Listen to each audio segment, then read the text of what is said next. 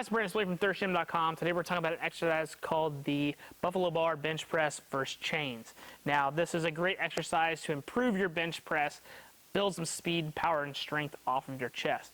Now, we've got how to set up chains on our website and our YouTube video. We've also got a bench press, so you can check all that out over at thirstgym.com. We've got all that covered. However, if you're looking for this particular exercise, what you need to know about the Buffalo Bar is this bar is designed with a minor curve in it. So it's pre-manufactured like this, and the design of this bar is actually for the squat. So when you put this bar on your back and your hands are going to be out here, it's going to lower your hands a little bit, save your shoulders. For big guys, this feels great because the further you come out, the more that camber actually is. Someone smaller like myself doesn't bend as much from it. Excuse me. However, when we bench press, the nice thing is, because almost everybody's hands are about the same position, I mean, you can only legally go out so far from a competition standpoint, but once you get your hands out so far, you're going to get an extra little bit of range of motion to develop some strength off the chest. Now, this variation, we're going to attach some chains, and what I really like about this is it can teach you how to grind and own some positions a little bit better. So as you come off the chest, you're going to have to apply more force to keep the weight going. However, you're also going to train a bigger range of motion, and you're going to learn to grind really well with chains. My number one thing why I'm a proponent of chains is that the benefits of chains are that you learn to grind really, really well with them. So you usually got a lot of confidence going down, you feel strong, and when those chains kick in hard, man, it teaches you how to fight. And the nice thing about this is, because we've got a bigger range of motion, which means we have to press for a longer amount of time, which means we gain more time in terms of learning how to grind. And by doing that, we can improve our synchronization of our nervous system when we go to bench press. So that's one nice thing about this exercise. The other nice thing is, it's not much of a range of motion improvement, but if you happen to be somebody who's got a little bit of wonky shoulders here and there, you want to be on the safe side, the nice thing is you can train that range of motion.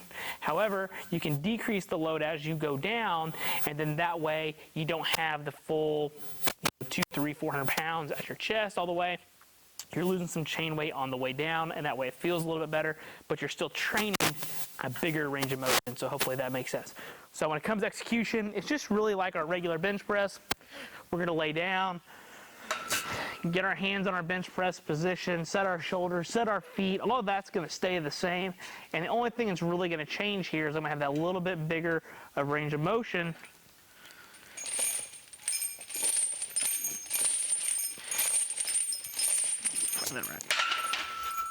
So as you can see, it's really nothing all that special other than a bigger range of motion.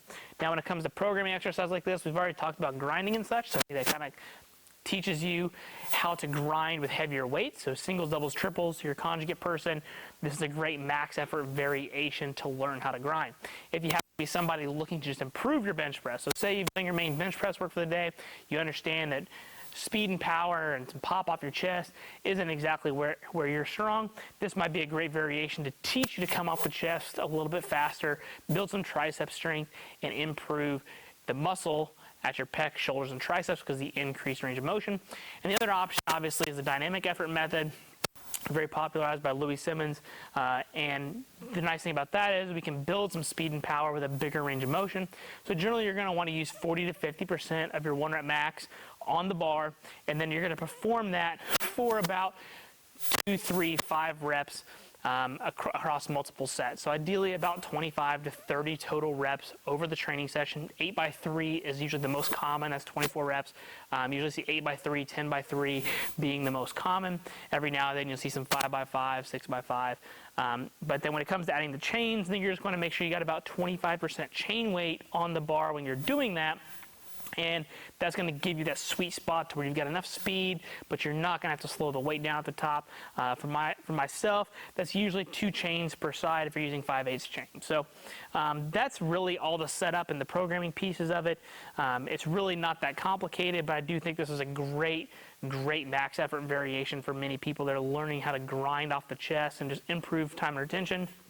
This, to me, would definitely be a great exercise to implement in your training program. If you've got any questions, leave them in the comment section. Thanks. Have a great day.